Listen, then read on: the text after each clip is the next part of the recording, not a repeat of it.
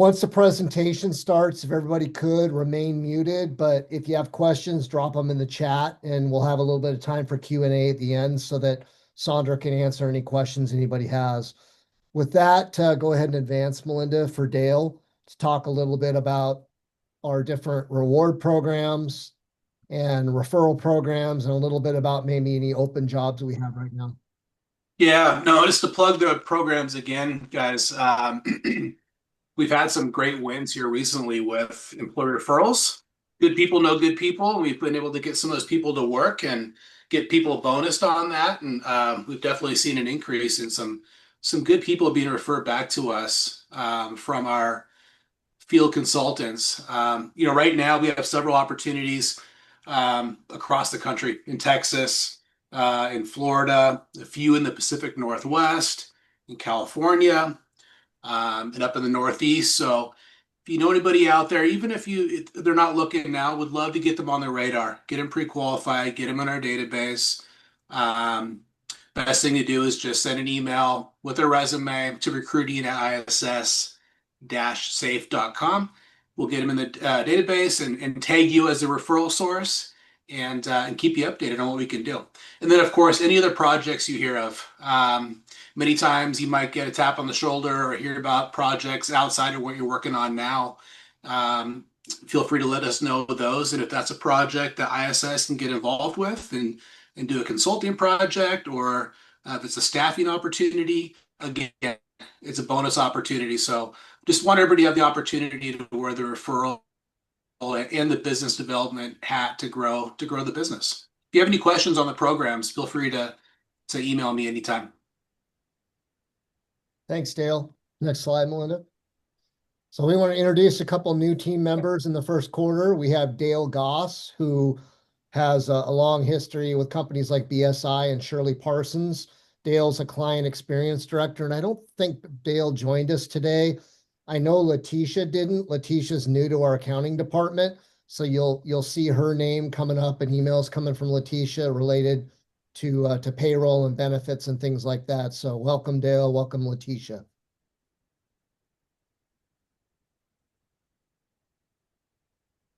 And some promotions this year. We've got 4 promotions this year. Jacob Zollinger, who is here, I believe, he's been promoted to our Chief Operating Officer. So sales operations are all reporting up to Jacob. Congratulations, Jacob. Dale Johns, who just spoke a minute ago. Congrats, Dale. Dale was promoted end of last week from Director of Talent to Vice President of Consultant Experience. Abby, who's been with us for, I think, 7 years now, 7 or 8, has been promoted to a senior recruiter role. And you guys all know Creed. Creed is a senior accounting specialist now. Fantastic staff we have, I'm sure. I heard a lot of great comments about Creed specifically today.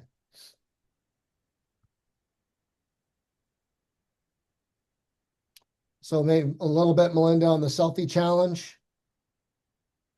Those of you who aren't aware, I think Chris Solo told me today that he got his trucker hat. Actually, he did, because he took a picture with his 2 dogs. So if you would like to participate in ISS's selfie challenge, what we'll do is we'll send you a hat. You can email info@iss-safe.com.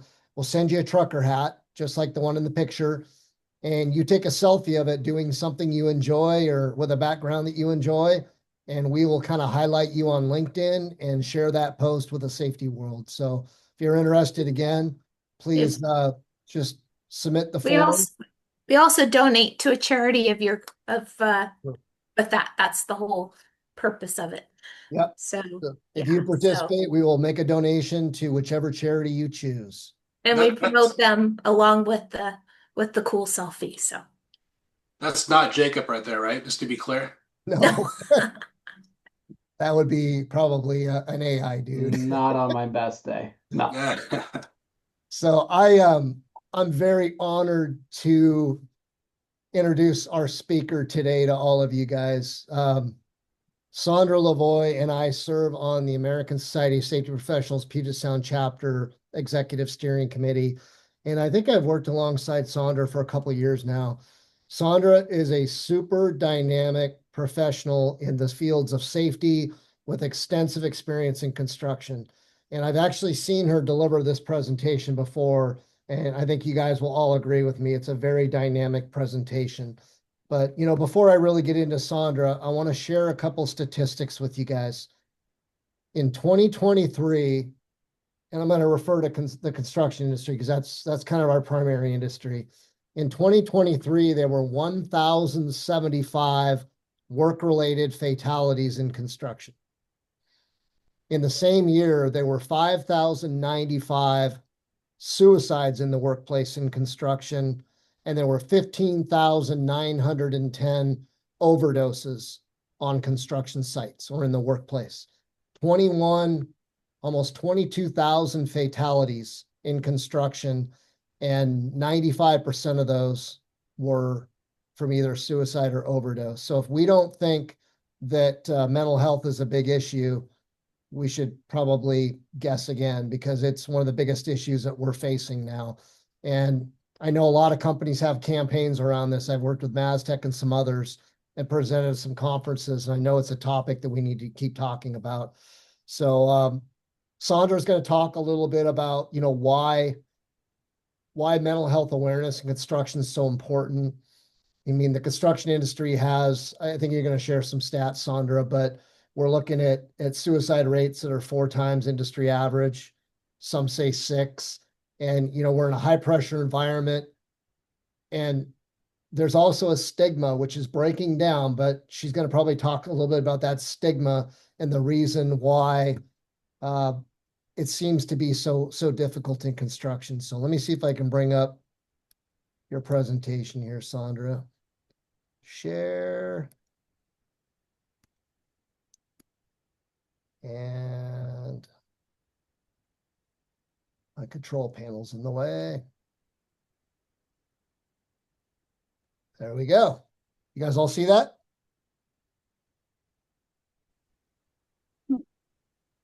Do you? Not really. No? Yeah, we see it, Brett. I don't think it's in presentation mode. Yeah. Oh, it should be. Swap displays, top left, Brett.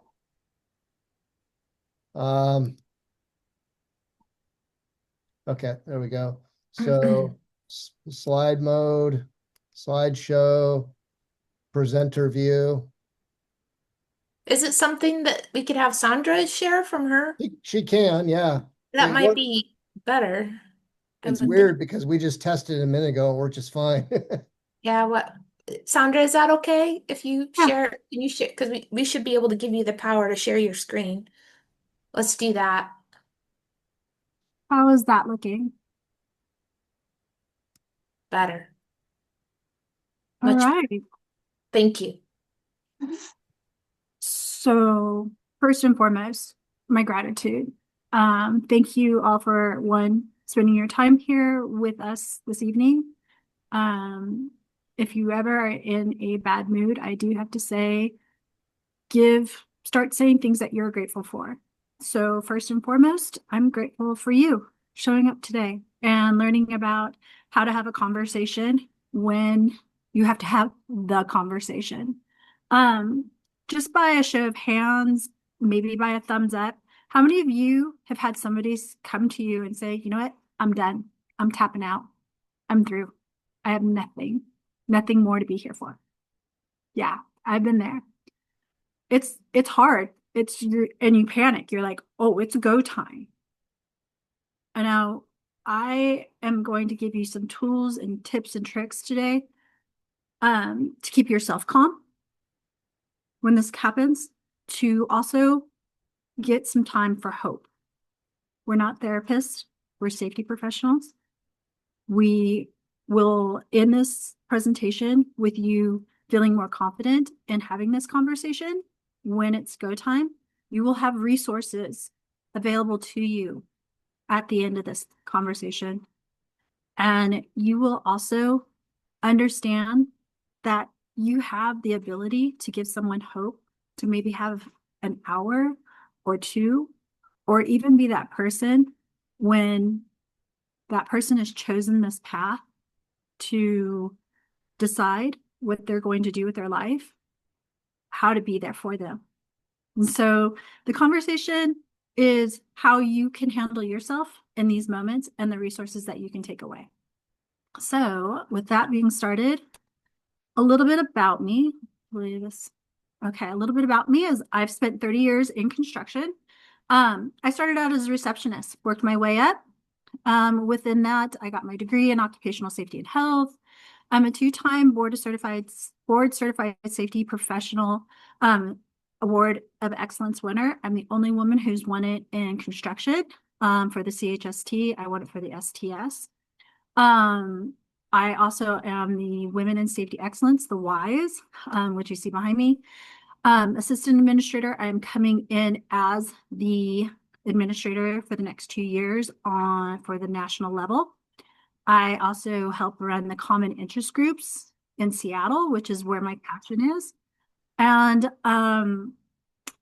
I get to tell Brent a really cool fact. I just won the President's Award from the ASSP for mental health for the entire ASSP. I will be awarded this because my passion for mental health, for the safety professional, for you, and how you can get help and how you can use these tools to lead a healthy life. And probably the most, maybe not the most important fact, but I do believe that donuts are a love language. And if you've ever been out on a construction site, you know the power of a donut. So things we're gonna talk about with this invisible crisis: impact and intent. You can't fake this conversation. You have to be able to have your wits about you and what the impacts of your words will be and the intent behind those words. Stigmas and stressors, they're there. It's a very stoic, very proud industry. Construction, some of the best people I know work in the construction industry. Risk factors. I am a mental health first aider. Anybody else here, by a show of hands, taken that mental health first aid certification class? I highly recommend it. A lot of these tools are pulled straight from that class that I took. The signs and symptoms, just like first aid. There are signs and there are symptoms. And you will have this PowerPoint presentation to your disposal when you're done. I want you to have it. I want you to make it yours. These are tools that we make ourselves better. And then I'm going to actually have you practice how to have conversation. And then the resources. Most importantly, when you hand off someone or when you need to find the help, you need resources, and you need good resources, and you need diverse resources. And my most important thing that I have to say today is I hope you never have to have this conversation, but you may not just have it on the construction field. You may have it with a family member. You may have it with a best friend. You may have it with a parent. You may have it with your child. You will have resources today to have that conversation on multiple levels. So, donuts. I consider the donut the olive branch to safety. If you want people to show up to your job site, you know food will bring the construction worker to you. And I like to say, when a construction worker and the team show up at 5 a.m., you know, these are workers that don't get to walk their kids to school. Often, they get paid very well to work overtime. Time and a half, Davis Bacon, pretty good money. So that means they're missing baseball games. They're missing dance recitals. This kind act of a donut really does bring them. Here in Boise right now at 5 a.m., it's about 32 degrees. And that's when we have our tailgates. And when we have those tailgates, they're drinking their coffee. They're not excited to see us. They want to go make that money. But a donut, it's an act of kindness, and it's an olive branch. It's like, hey, I need to talk to you. I need to make sure you understand the rules of working out in the field and where you're going and what you're doing. Tailgates, it's what we call meetings in construction. The field is what we call the job site. Boots on the ground is what we call the workers. At these meetings, you're gaining trust. You showed up when they showed up at 5 a.m. to do this tailgate meeting to find out what work and what hazards they're exposed to out in the field. Then when they have their donuts and they have their coffee, I have to tell you, there's a magical 5 minutes they're awake with caffeine, they're on a sugar high, and you and them are locking eyes. 3 points. You have the opportunity for 5 minutes to really lock in your message. And today, I'm going to tell you, if we can tell somebody to put on a harness, if we can tell somebody to stay out of a trench at 5 feet deep without shoring, if we can tell somebody, hey, don't get under that load when it's swinging, why can't we tell them it's okay to say it's not okay? It's okay that it's hard and it sucks that you're going through a divorce. You're losing your house. Your kid's making choices that you don't want to see your kid go down. Those things happen to construction workers too. As stoic as you think they are truly the backbone of this country. They are the backbone. They build this country. They build the houses that you raise your children in. They build the buildings that we create our dreams in. They have the same problems. And you're asking probably, how did I get into this? How did I start this conversation and go there? Well, being in the field for a good 25 years, you really build trust. You build a language. I work with OSHA. And how I started this was in 2017, OSHA approached me to present here regionally. And they're like, we need subject matter experts. We need people who can connect. I'm like, I'm a subject matter expert. I can connect. I got this. What do you want me to talk about? Trenching, ladders, fall protection. I got it. I'm your girl. And they were like, no, we want you to talk about mental health and suicide. And I was like, what?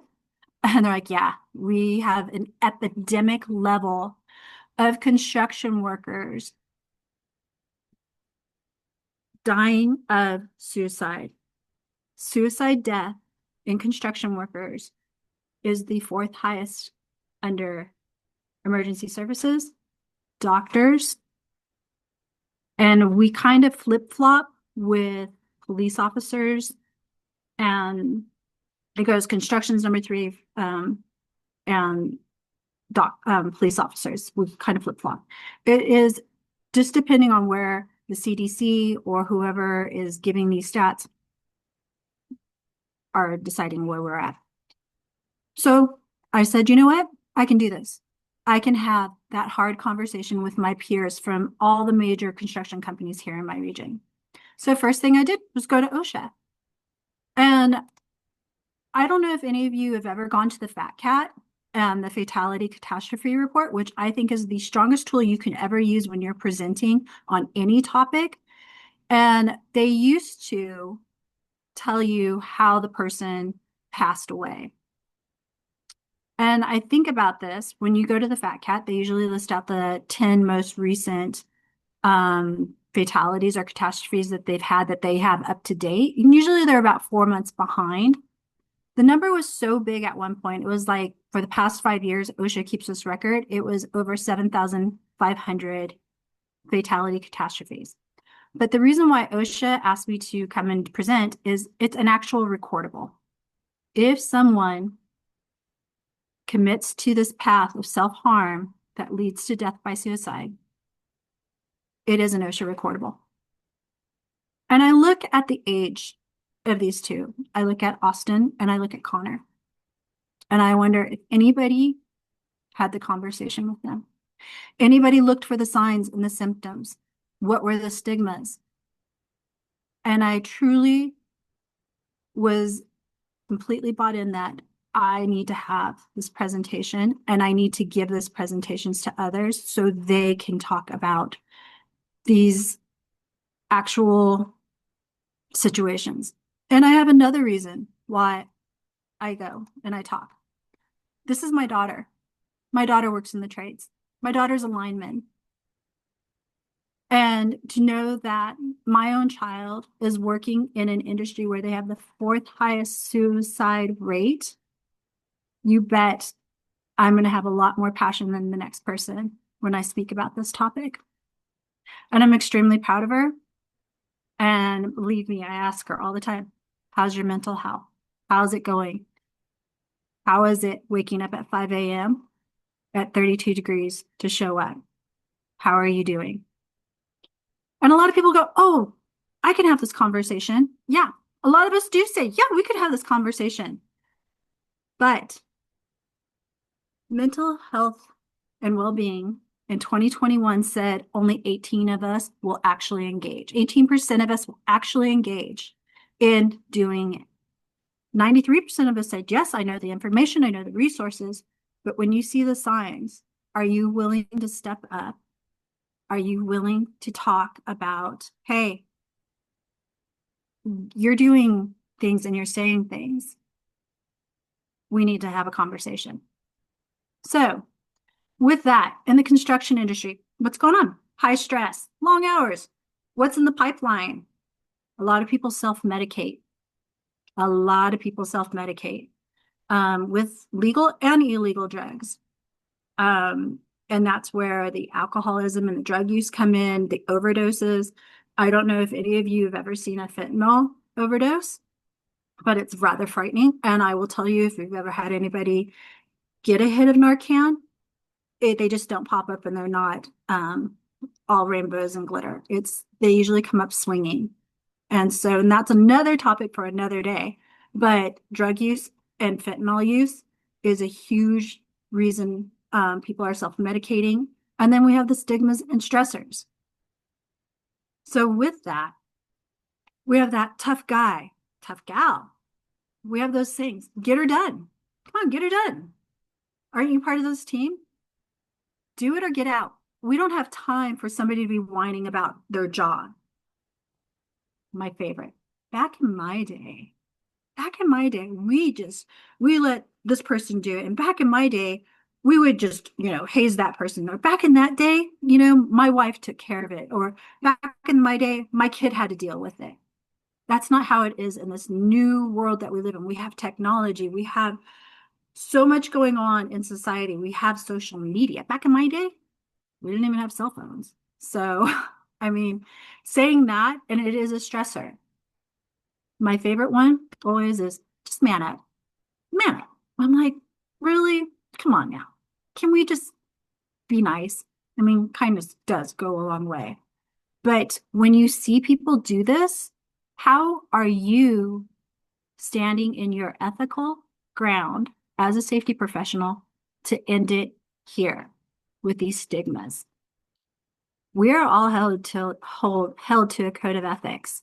If you have a designation from the BCSP, you need to uphold those ethics.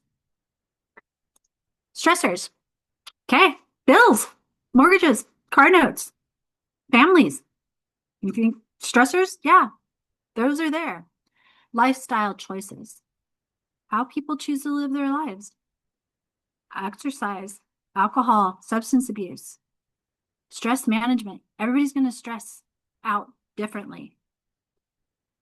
How people take care of themselves are signs too with how they are going to handle with these stressors. And I'm going to give you some signs. So these stressors, they are key indicators to the signs that you need to be looking for when there's signs and symptoms. So kind of keep this in mind as we go forward. Key risk factors. Sorry, my PowerPoint just looks a little weird. So key risk factors that you're going to have: sudden change in weight, high blood pressure, chronic pain, cardiovascular disease. And by the way, cardiovascular disease is the #1 killer of women.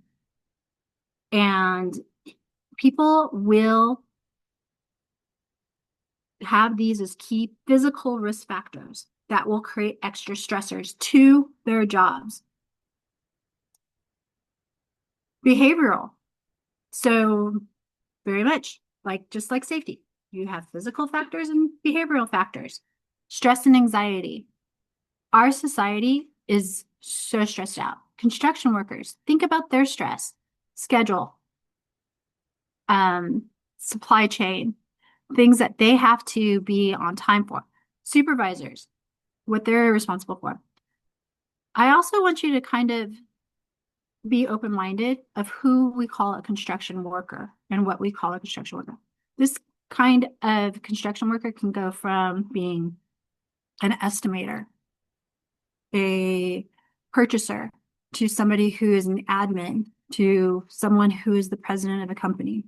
Here in Boise, Idaho, we have a company called McIlvaine, just recently purchased by Big D Construction a few years ago. Tori McIlvaine died by the act of suicide. Construction president. You never know what stressors people are under. You never know what anxiety, what level of depression they're going through. And it's heartbreaking because I don't know about the rest of you, but when you come from a small town like where I am at, it ripples through the community, not just the construction community, the entire community. Some of the things that you're going to look for or you're going to see in behavior, heavy binge action. I like to call it binge action because they can be binge eating, binge drinking, binge drug use, taking risk.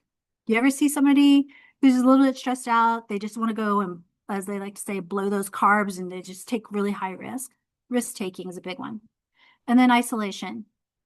I worry about isolation because I actually did this. I actually suffered from a bout of depression. A few years ago, I wanted to advance my employment, and the employer decided to hold me in a non-compete when non-competes were legal. I spiraled. And I'm very fortunate that my husband at the time had seen this presentation and started asking questions. Are you okay? Do you need help? How can I listen? How can I listen? Not being bigger and bluer, but he saw that I was isolating myself, which is very rare for me. Let me tell you, very rare. So let's talk about signs, warning signs. They're not always obvious. You may not know the person enough to see the warning signs, but people do show the signs. It's never just talk. It's never just cry wolf. It's never just talk. And you know what? Go ahead and step in. If you say who you are, and if you are passionate about this as I am, and if you've had this conversation, step in and speak up. Warning signs. Again, we've already talked about anxiety, aggressive behavior, engaging in fights, withdrawals, talking to friends, sudden burden. You ever hang out with people that say, I'm sorry about this. I'm sorry I let you down. I'm sorry, I'm worthless. Why don't you ask them, what's going on? Why don't you tell me what's going on? Maybe we can talk about this. And your tone and your body language matters when you're asking these questions. And we're going to hit on that. When you see these warning signs, your tone and your actions matter. Committing reckless behavior, changing in habits, and depression, feeling very sad and withdrawn. And let me tell you, depression, it's not up to you to decide how somebody's going to be depressed. It's not up to you to decide what depression looks like. When you see the signs and symptoms, it is up to you if you're going to ask, are you okay? With that, we got to talk about imminent danger signs, just like safety, straight out of safety. Feeling desperate, tying up loose ends. Hey, you know what? Here's these tools that I had. They're yours. I'm not going to need them. Saying goodbye. Hey, goodbye. It was great working with you. Where are you going? It's all good. Sudden mood changes. People can get angry at the flip of a switch. Ask, what's going on? What is going on? Talking about suicide. You know what? Finding a way to commit to the act. Finding a way, seeking a path to commit to death by suicide.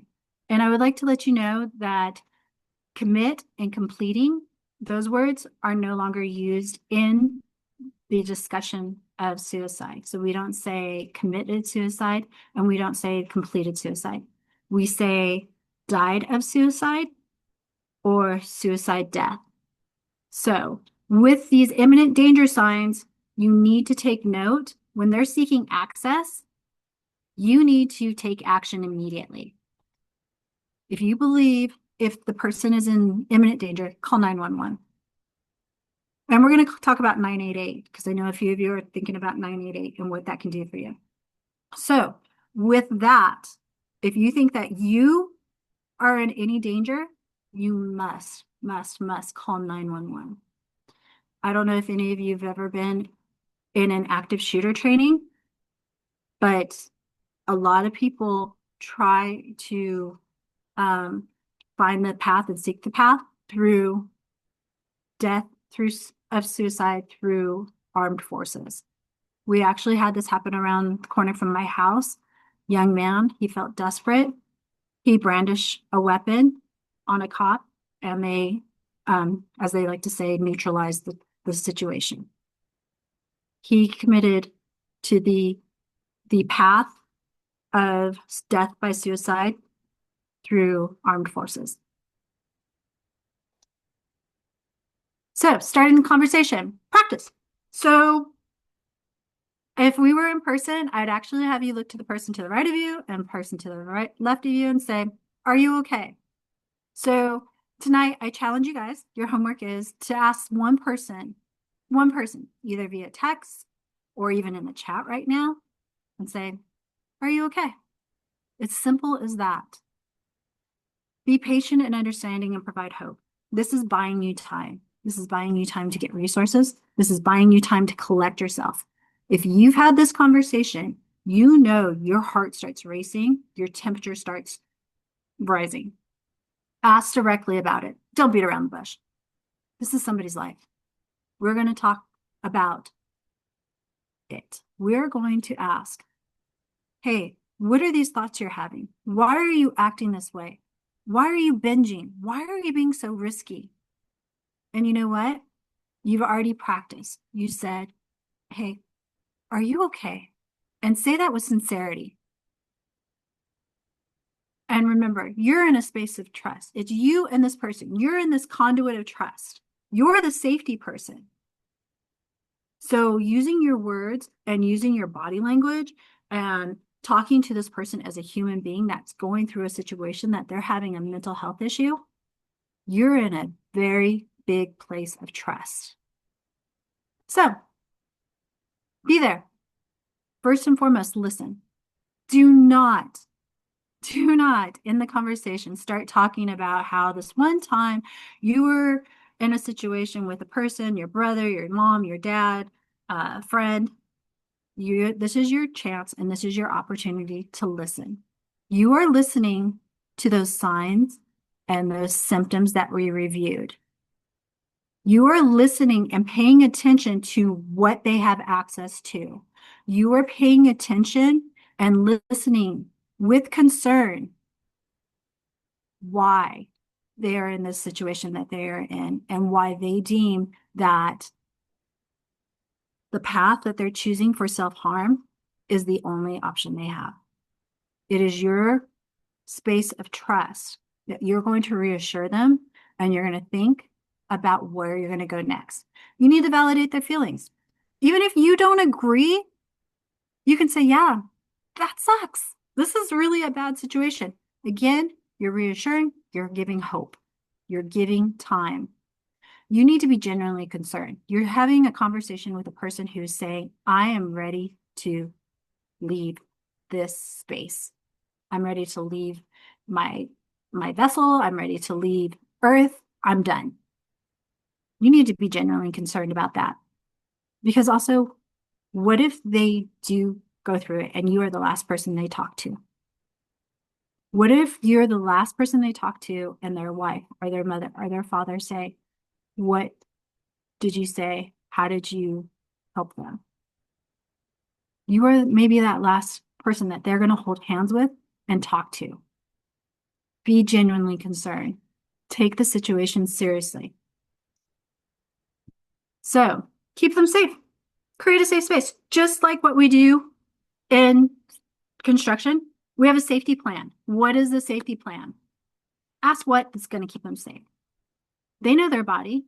They know who they are. They know what's going through their head. You're trying to figure this out. So you're going to come up with a safety plan for them. You're going to get a verbal commitment. I might be going, hey, Dale, what's going to keep you safe? Dale, what do you need to where I'm going to get a yes that you're safe?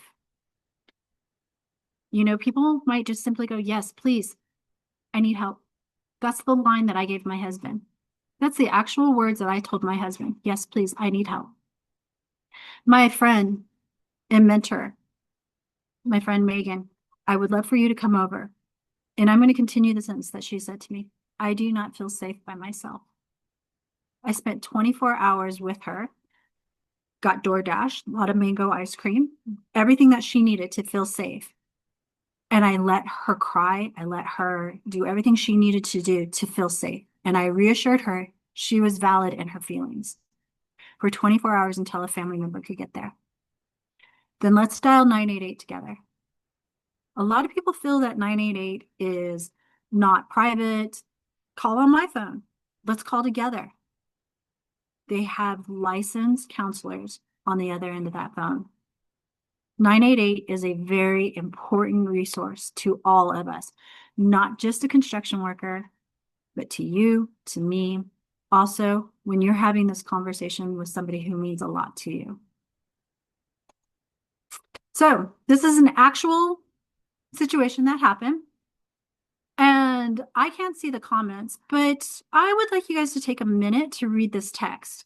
This happened out on a construction site. And this is something I would like to know. How would you go about handling this via text? And it says, I won't be coming in to work no more. I'm done. I don't need this job anymore. I quit. The fact I'm even quitting my other job because I'm ending my life. There is only two people that really truly care about me, and that there's Charlie and Clarence. Those are the only two people that really care about me. And like I said, I don't need this job anymore. I won't be there tomorrow or ever again. How would you respond? How would you think about this? Put this in the chat. I think it's really important of some of the things that you would say actually in this moment.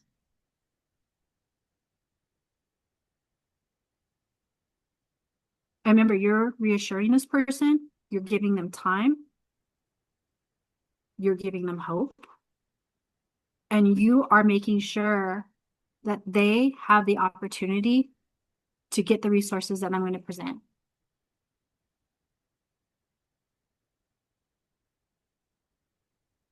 All right. Thing that did happen is the supervisor, the superintendent that was on site, he called his office immediately. They went and they called 911 and got a wellness check on this gentleman immediately. Immediately, no questions asked. They were like, get over there. He got over there. He had him on the phone the whole time he was driving. He was like, hey, you know what? I'm coming over. Let's talk. I do care. Please put me in that conversation of Charlie, Clarence, and Scott. And Scott would happen to be the superintendent. Scott had this gentleman on the phone the whole time. Scott was engaging in a plan of action that was having the police officers there, having mental health resources immediately through work prepared for this gentleman. And this is reality. This is the reality of somebody going through a mental health breakdown. So get them connected, get them help, resources, resources, resources. Again, a warm handoff is everything. Letting them know that you actually care and you're not being performative, and following up like, hey, I'm just checking in on you. I want to make sure you're okay. As soon as just don't leave them out there like, oh, he was just doing this so I wouldn't do that. No, maybe a day later or so, ask, how are you doing? How are you doing? Do you need a friend? Again, personal safety, if the situation is critical, I cannot stress 911, because if somebody has sought access, especially with a firearm or a knife or a way to commit harm, you want to make sure everybody else around them is safe too. And please don't promise to keep it a secret. No, that's not what we do. Dude, don't tell anybody. I'm so embarrassed. Don't tell anybody I'm having this really hard time. My wife is leaving me. And she's leaving me for a younger guy. And this is a true story. This is something that happened to me. And we weren't successful in the handoff. Gentleman lost his life to suicide. And it was because his wife left him and he could not figure out how to make it work. He could not make it work. But I told him I wasn't going to keep it a secret. That's not what I do. I go, I'm a safety person. I'm transparent. I have resources. And by that, I want to talk to you about what you don't say. So remember, words matter, intent, impact, how you say them. Do not say, hey, are you okay? Expecting them to say no. Okay. Your body language matters. Saying, hey, are you okay? And not even making eye contact, but you know what's happening out there. You hear what they're saying. And just saying, hey, are you okay? Is not the same as leaning in, looking someone in the eyes and saying, are you okay? Your tone, your body, your whole action of asking somebody, are you okay? Means something to them. They're going to be able to read through that. Remember, you are that space of trust. It's important that you know talking about suicide doesn't put it in anyone's head. It doesn't give them the thought like, oh, I can do this. No, you're actually ripping the Band-Aid off and giving permission to people to talk about what they want to really, truly talk about, the problem that they're dealing with. You're allowing them the avenue to talk. And that's what you want. Remember, we're looking for behaviors and signs and symptoms, but most importantly, your words and your impact is important. And I want to tell you, we don't play chicken with people's lives. We don't tell people, go do it. I dare you. You've been talking about it. Go do it. There's a young lady sitting in jail right now today for a long time because she challenged her then boyfriend to do it. Go ahead, just do it. You've been saying about it. And she egged him on. These people are going through a mental health crisis, regardless of how many times they talk about it, regardless of how many times we are there for them. That's what we do. That's why we're safety people. So with that, let's talk about resources. Let's talk about them. Where can we get them? What can we do with them? And how do we use them? Everywhere. And I'm going to tell you, there's so much more. I did start this presentation in 2017. The advancements of resources from 2017 to 2026 have been huge. The advocacy, the handouts, the talks. There's toolbox topics, all free for you. And one of the things is you can go to OSHA.gov and you can go and type in suicide, and it will list all of the free resources that OSHA gives you. This is from OSHA. These are posters that you can download, you can print, you can give out that are a free resource in English and in Spanish. One of my favorites is the NAMI helpline. This is way more personal. This is way more preventive, proactive. Every region has a NAMI helpline. You can text, as you know, a certain generation, they won't pick up the phone for nothing. Hence my daughter. And they want to text. They want to text everything. That's how they communicate. Remember, you're giving the resource. How they communicate and how you're giving hope, you meet them. You meet them at the level that they're communicating. You don't judge them. You meet them. You deliver the resource. I will be sending a link, a full page of links to the following resources to you, to Brent, so you will have all the next following resources. So we always want to talk about your employee assistant program, your EAP. When you're giving this presentation, when you go and talk in your industry about what your industry needs to hear, when you're delivering this message of impact and intent, signs and symptoms, how to conduct and say, hey, are you okay? When you do this presentation, you will have these resources and how to deliver. Employee assistance program, I have one. I know in my employee assistance program, I have 5 free mental health free therapy sessions. Many of the corporations that you work for have those. When you give this presentation, ask that corporation, hey, what does your EAP plan have for mental health? And really hone in and deliver a message that is specific to them. And you'd be surprised how many people, when they raise their hands and when you ask the question, do you know what's in your EAP plan? They have no clue. It's very, very important. The Construction Industry Alliance Suicide for Prevention. Best resources, great communication talks. They are very much up to date. I highly recommend you go check them out on LinkedIn. I will be adding the link resource to all of you as a handout afterwards. Text hello to 741741. You know, those texters, they love to text. They actually understand the language of the text too, and they keep themselves up to date with the lingo of today's generation. Online chat. You'd be surprised how many people really want to just chat and just want to be heard. Remember, key thing about having this conversation is that you listen. They're here to listen. The American Foundation for Suicide Prevention. Again, I hope you never have to use this resource personally, but if you do, this is a great resource for family members, for somebody coming to you and going, hey, my kid, I know they don't work here, but I'm having a situation and you gave a presentation. Second page of resources. Center for Control Disease Prevention. Suicide prevention.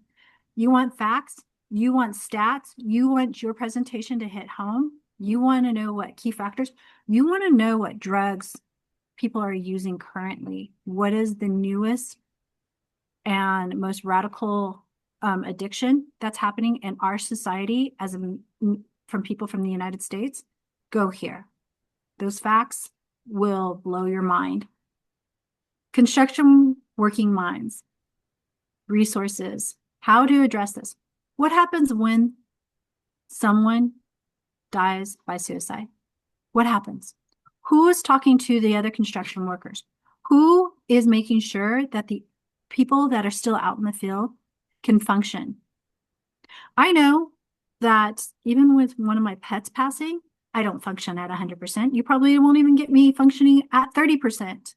I can't even imagine if somebody who I spend a majority of my time day in and day out, more than I do with my family, decides to take a path of self-harm, which leads to death by suicide. Where's my help? What is going on? I work with a construction company here in Boise, and they had a gentleman die by suicide 6 months later, and they did nothing. They're like, okay, that's not our business. That's his personal business. We're gonna. 6 months later, they had the same situation. 6 months, 2 and 6 months. They're like, my team needs help. They went to Construction Working Minds. Finally, suicide in the construction industry, breaking those stigmas. Those stigmas are deep. Remember, construction workers are proud of the work that they do around us. Construction workers are proud of what they are building. And I'll say it again, they build the houses that you raise your children in. They build the buildings that we make our dreams come true in. They are truly the backbone of America. So I'm going to leave you with this. Imagine if we measured success by the amount of safety people felt in your presence. Think about this. What if your success was measured not by your bank account, not by the truck you drive or the car that you drive, not by the house you live in, but your success is measured by how safe people feel around you. And that is truly the essence of safety. Thank you, Sondra. So with that, if you have any questions, I am here for the remainder of the time. Well, thank you, Sondra, very much. Everybody, we're going to record this, and I have a PDF of her PowerPoint. We'll put that on Oz so that people can view that later, share it. May is Mental Health Awareness Month, so it's a really good time to be bringing this up in toolbox meetings. It's a good thing to be reminding the leadership teams on the front line to be paying attention. Really, the first step is open your eyes and pay attention to people and ask questions. It's amazing how much you'll notice if you just slow down and just start asking questions. Our next pulse will be in July. And with that, does anybody, you can come off of mute. Does anybody have a question for Sondra before we close out?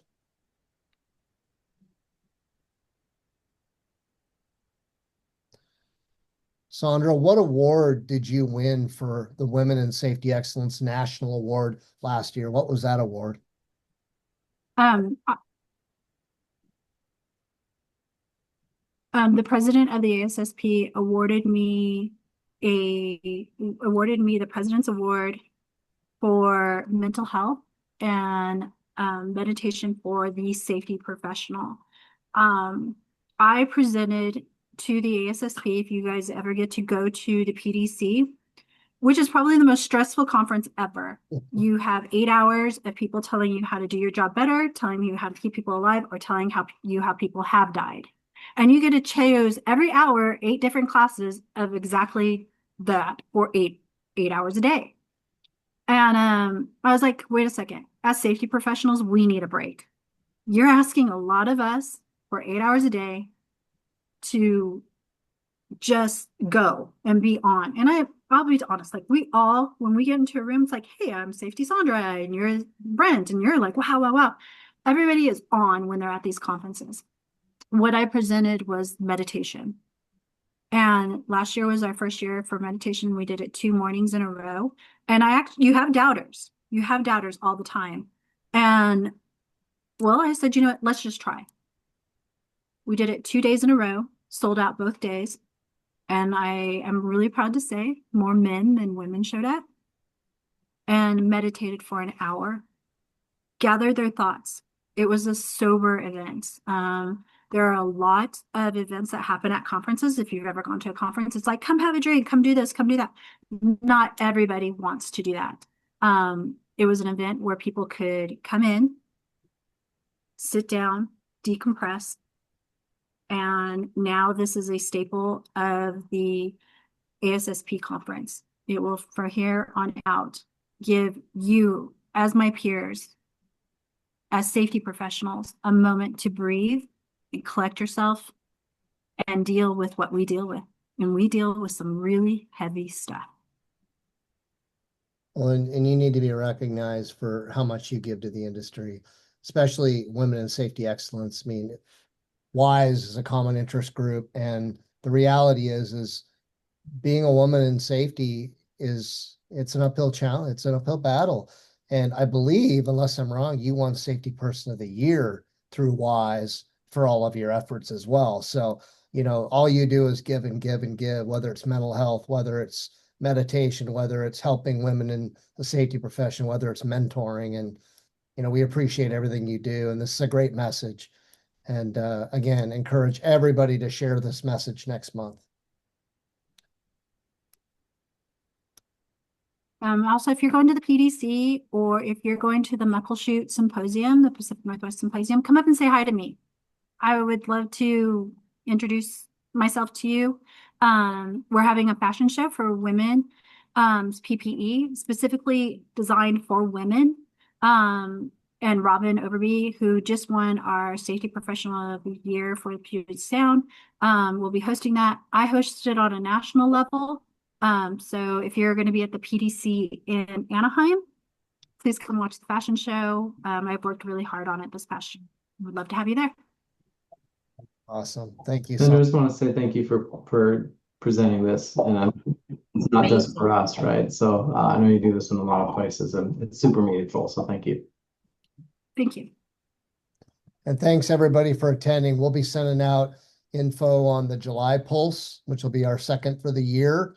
And again, really appreciate everybody taking an hour day to be here. So everybody have a great evening, have a safe evening, and appreciate you all. Thank you so much, Sondra. Thank you.